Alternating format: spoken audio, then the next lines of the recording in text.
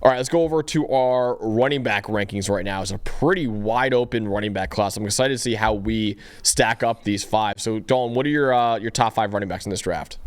All right, so I've got Jonathan Brooks from Texas first. I think of all these guys, he just looks, when you watch him, he just looks the most like an NFL running back. I think there's a little bit like, it was weird. The more I was watching him, I kind of think he runs like, he's a lot smaller, but he kind of runs like Derrick Henry a little bit. Like it's more of a one cut, not a whole lot. He's more of a cutter than a wiggler, and guys just bounce off of him, and he's probably got high 4.4, low 4.5 speed. I think Brooks just looks the most like an NFL running back. Blake Corum, second for me.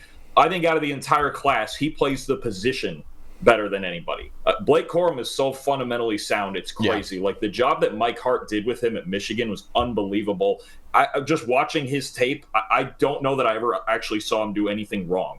Like he bounces when he's supposed to bounce. That last run against Alabama is basically the epitome of Blake Corum darn near every play. Mm-hmm. It's just constantly great. There's no wasted motion. The cuts are excellent. The vision's excellent. I think he plays the position better than anybody. And second in that category behind him, Ray Davis, man. I'm going to be honest. Ray Davis is the biggest riser for me out of this entire group. I was expecting to watch all these backs and have Ray Davis like 6th or 7th.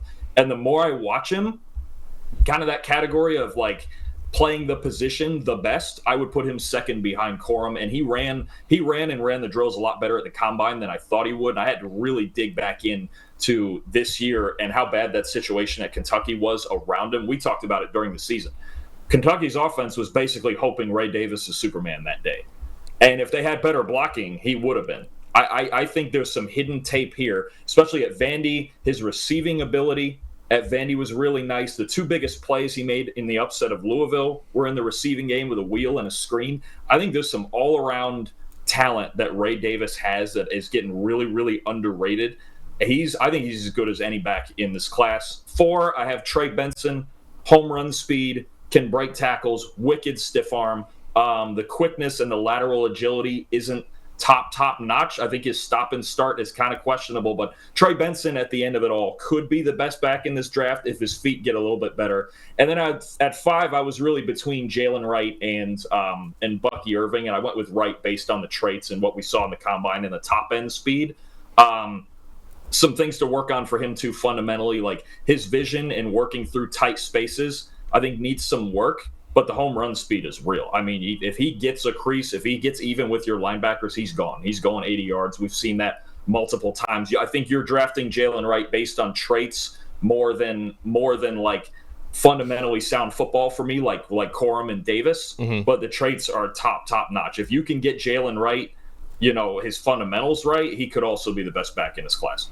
Yeah, I think it's a pretty wide open top 5, and we actually have a lot of similar names. It just completely wildly different orders, which I think is kind of a microcosm of this running back class. That it's going to be interesting to see how they actually go on draft night. So my top 5, I got Trey Benson actually at number 1, Jonathan Brooks at number 2, Jalen Wright number 3, Blake Corum 4. I actually have Marshawn Lloyd as my number 5 running back from USC.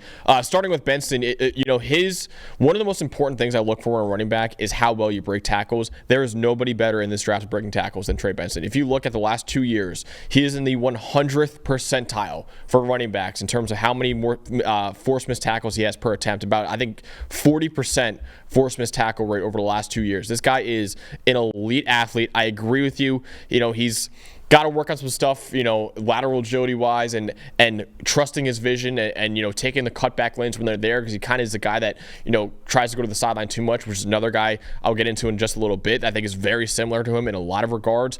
But man, that athleticism, that production in terms of breaking tackles, I think is pretty rare. And I would take, and again, the best tackle breaking backs in college have really translated well to the NFL. Guys like Bijan Robinson and other guys like that, and Javonte Williams when he's healthy. I think that Trey Benson has those kind of traits, and in a wide open class, I probably bet on those traits more than anyone else right now, especially with my number 2 back, Jonathan Brooks. You mentioned the torn ACL kind of muddies it up a little bit with him. He's a guy that could have been my number 1 back if he didn't, but man, it's such an impressive year for him this year. I mean, he was the number 3 running back at Texas last year behind Bijan Robinson and Roschon Johnson, and then this year, I mean, you thought, after losing those 2 great backs that Texas would take a step back in the running game. They really did not, man, and he's got NFL ready vision, I think, already. Good good athlete as well. I was really impressed by him. It's just really how can he bounce back from the injury. And again, it was a torn ACL, which is easier and easier to bounce back as we go on throughout these years, because back then it used to be a devastating injury. Now guys are bouncing back from it all the time, but still I want to see him bounce back from it. 3, Jalen Wright I have from Tennessee. As you'll kind of see in my top 5, I really gravitate towards athletic traits, man. And Jalen Wright is one of the most athletic guys in this class, especially with the running back position. I really gravitate towards those traits. He's kind of, he doesn't really have a lot of carries in his career, which is good because, one is doesn't have the mileage on his legs, but 2, I don't think his vision is all the way there yet either, but he's a home run hitter, man, and I think he could be a guy who really produces in the NFL if he can kind of develop his vision more. And also, I think something that's underrated about him, and I think Trevor Sikkema did a really good job pointing this out, he's the best pass protecting back probably in this draft too. So I think that matters in him getting on the field as well. 4, I got Blake Corum from Michigan, who, again, I think you broke it down pretty well. Not an elite athlete by any means, but, his agility is fantastic. His vision is fantastic. He's just going to be a productive back in the NFL, most likely for the Los Angeles Chargers. I could definitely see Jim Harbaugh taking him as somewhere on day 2 probably. And then number 5, a guy who's actually really similar to my number 1 guy in Trey Benson is Marshawn Lloyd, who is an elite tackle breaker who I thought was criminally underutilized by USC this past season. The thing with him, though, again, is the vision is just not all the way there yet. And he's also a guy that always tries to look to get to the sideline, doesn't really look for the cutback lanes. He's got to fix that, because if he does, I think he'd be really good. But again, this past season, 99th percentile in forced missed tackles per attempt at about 41%. So Marshawn Lloyd, an elite tackle breaker, elite athlete. And that's kind of what I gravitate towards, and that's why I have him as my number 5 running back in this class right now. All right, Dalton, who's your sleeper in this draft for the running back position? Oh, it's my favorite player we're going to talk about today. It's Frank Gore Jr. from Southern Miss. Absolutely. Look, he, as you might guess, is just incredibly well-schooled on playing the position. He right behind, so I've got Corum and Davis as the guys of who know how to play running back. I would put Frank Gore right behind them at 3rd on this list. Just things in talent that you can't explain. He doesn't have top-end speed. He might even have low 4.6-ish top-end speed. That's the only, but his dad was the same way, right? He just hit the hole and he got first downs and he just hammered you over and over and over. And that situation at Southern Miss was not good. They made a bowl game one of his 4 years, and in that bowl game, he had 324 yards rushing. So it's just when he gets blocking, he's an absolute animal. He's got legitimate shake in one-on-one tackling situations. His vision is excellent. He bounces here and there, but I think it's in part out of necessity. Southern Miss just couldn't block anybody.